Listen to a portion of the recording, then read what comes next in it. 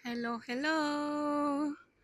Good morning, good day, good afternoon, o anumang oras ngayon dyan. Pero dito sa Pilipinas ay umaga pa lang po, kaya magandang umaga po sa lahat. So, itong ating content for today. Ang aking mga in bloom, blooming na mga bougainvilleas. Ayan. Sayang naman pag hindi natin i-video, pandagdag naman din ng content natin. Di ba ang ganda? Ito po yung kulay yellow ay maganda to kaso mahirap na magpabuhay. So, ayan. Ating sunrise. Good morning, sunrise. Hindi pala kita. Hindi kita yung sunrise. Ayan, meron na rin pala akong mga gumamela dito na namumulaklak. Yung iba kasi hindi ko na nabibidyohan eh. So, ito siya. Sana makita. Hindi ko makita. Madilim yung sakam ko. Nagbabago yung kulay kasi niya. Kapag mainit, nagbabago. So, yan. May butterfly na umaali-aligid. Yan. Kita nyo ba yung butterfly? Lagi may butterfly na umaali-aligid dito. Good morning, butterfly. So, yan ang ating hindi pala ba talaga makita o ano lang talaga masakit sa mata kaya hindi ko makita. So, ayan guys, marami akong mga tanim-tanim puno dito. Ayan. Ito ang favorite ko na gumamela. Hindi ko alam kung ano ang kanyang variety. Hmm.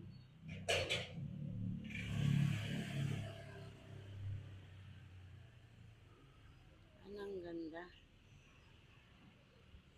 Ang ganda din nito kapag sabay-sabay na mulaklak. Hindi ko alam ang pangalan niya. Pero ang ganda nito.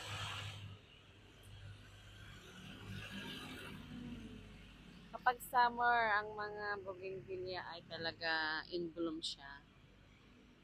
Masipag sila mamulaklak itong mga tanim ko rito.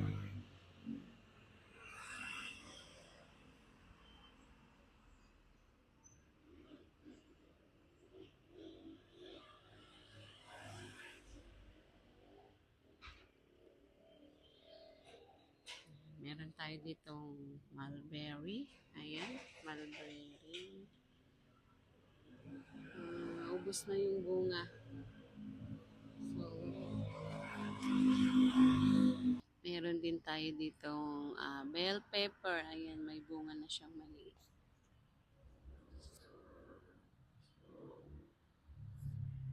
Ang dami niyang bulaklak. Sana ay tuloy-tuloy ang pagbunga niya.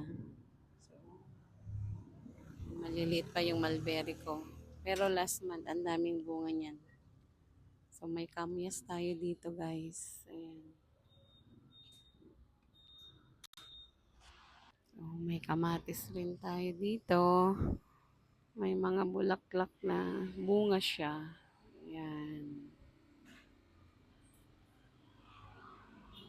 May malunggay. Ayan. Malunggay natin nasa paso lang. Basta lahat ng mga tanim ko ay nasa paso lang siya. So, ito yung aking hindi ko pa na-harvest, yung ampalaya. Ito yung kanyang bunga. Kita niya sa taas. Ayan ang bunga niya, oh. So, mamaya i-harvest na natin yan. Ilagay natin sa pagbet. Magpagbet tayo ngayon, guys.